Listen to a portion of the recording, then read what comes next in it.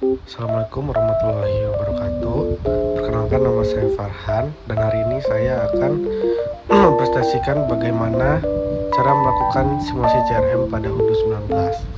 Cara melakukan pertama-tama ini adalah tahapan-tahapan dalam CRM, yaitu leads, opportunity, sales order, dan juga quotation.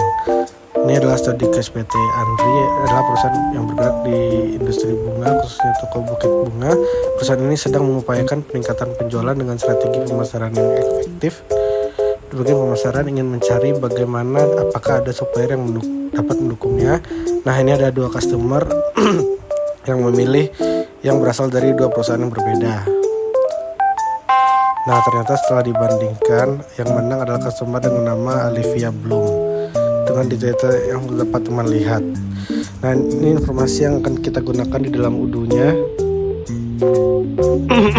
Kita akan masuk ke dalam database yang telah diaktifkan developer mode-nya. Nah, hal pertama yang akan kita lakukan adalah membuat user baru. Kita klik menu, kita pergi ke pengaturan, dan di bagian pengaturan kita akan memilih ke bagian user. Nah, di bagian users kita dapat klik tombol ini untuk menambahkan dua users baru. Di sini pertama-tama kita akan buat usersnya adalah Andri CRM. Nah, teman-teman dapat menambahkan nama emailnya, dan untuk di bagian administrator dan lainnya itu semua akan kita kosongkan kecuali di bagian sel sebagai administratornya.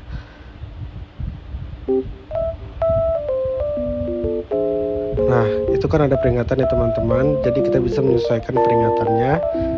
Misalnya ini adalah karena websitenya akan aktif.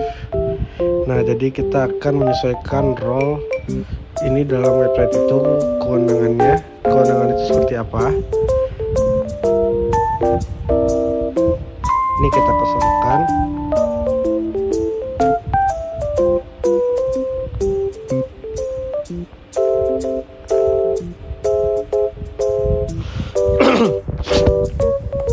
Menyimpan pengguna ini dengan klik yang mirip sama awan. Lalu kita tunggu. Setelah itu kita klik bagian action untuk mengubah passwordnya supaya kita bisa login dalam tahapan CRM-nya sesuai yang teman-teman inginkan. Nah, kita akan kembali lagi ke bagian users dan kita akan menambahkan yang baru, yaitu sales. Akun sales, nah semua itu sama kayak yang CRM tadi. Jangan lupa untuk ganti passwordnya juga ya.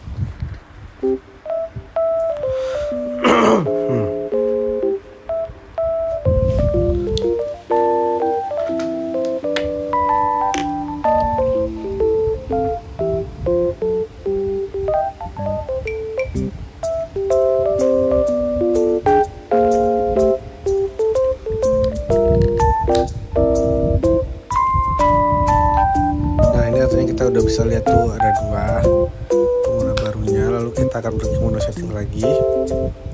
Nah, kita akan memilih pengaturan untuk modul CRM-nya.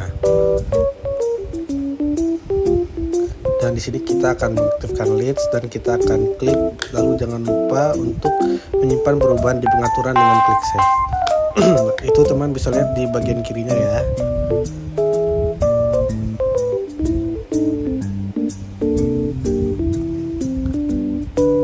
Jika kita sudah logout dari akun utama, dan kita akan login ke dalam database yang sama menggunakan akun CRM.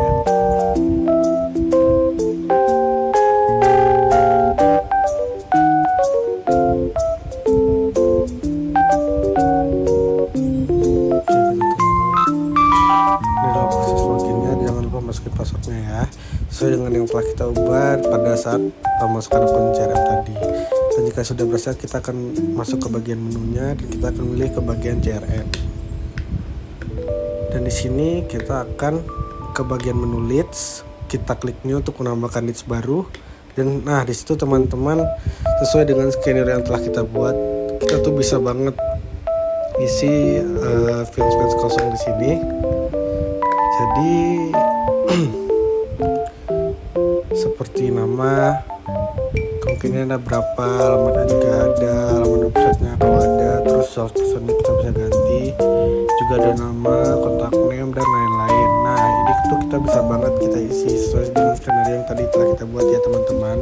Dan ini adalah proses pengisian, itu biar sesuai dengan skenario yang telah kita buat. Dan ini saya masukin tuh dua-duanya, di Olivia Blooms dan juga Alriza Blooms.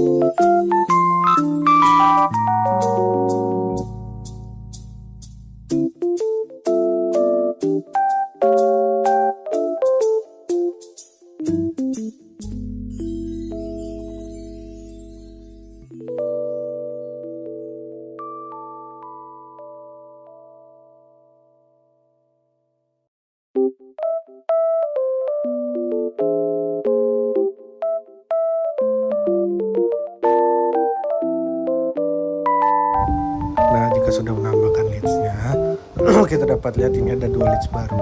Ada yang dari Olivia dan ada juga yang dari Alriza. Nah, tahap selanjutnya adalah kita akan klik dan kita akan convert to opportunity untuk kedua leadsnya. Dan di sini kita bisa klik aja.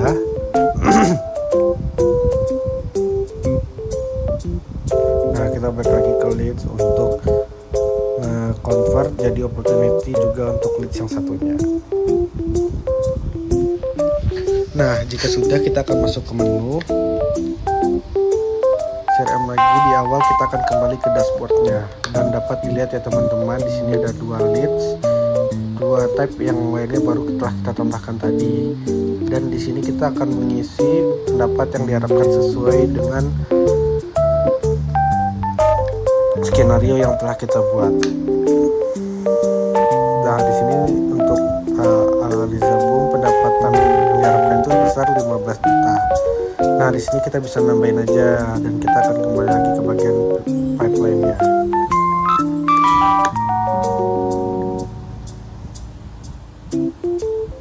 Tujuannya kita kembali ke bagian pipeline itu supaya kita bisa nambahin untuk di opportunity Olivia, kita bisa nambahin pendapat yang diharapkan.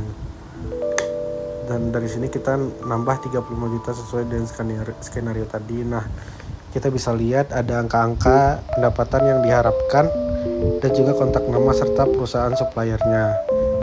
Nah, sesuai dengan skenario, pastinya perusahaan itu kan sudah mulai proses diskusi yang panjang ya teman-teman, mengenai mana peluang dari perusahaan yang paling menguntungkan untuk seluruh pihak di perusahaan Andri.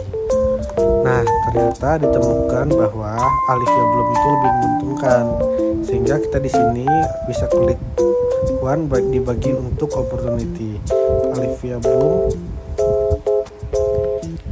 nantinya setelah kita klik one dapat muncul bendera hijau seperti itu, menandakan bahwa udah ada peluang baru ataupun kesepakatan bersama dengan Alivia Bloom mengenai suplai bunga yang ada di perusahaan Andri. Nah, selain itu untuk di galeri sebelum kita bisa klik close atau kalah dengan mengisi alasannya, bisa apa saja di sini adalah ketidakcukupan stoknya. Jadi maka dari itu Alivia Bloom menang. Terus setelah kita bisa lihat di bagian one itu ada Alivia Bloom. Nah, kita akan log out dari akun CRM dan kita akan masuk ke dalam akun sales yang tadi telah kita buat ya teman-teman, bersamaan dengan akun CRM-nya.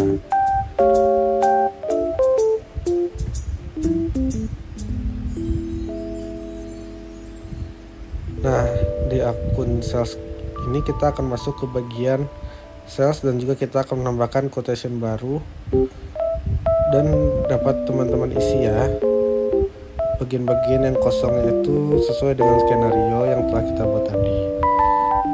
Di sini produk yang saya tambahkan adalah bunga dengan jumlah itu disesuaikan dia itu sesuai dengan pendapatan yang diharapkan. Misalnya di sini saya menambahkan 500, bunga ternyata terlalu banyak, jadi saya kurangkan menjadi 250. Nah, di sini kita dapat melihat ada 41 juta lebih. Nah, di sini expiration date-nya saya isi tanggal 5 Januari dengan immediate payment-nya. Di sini kita bisa klik send by email.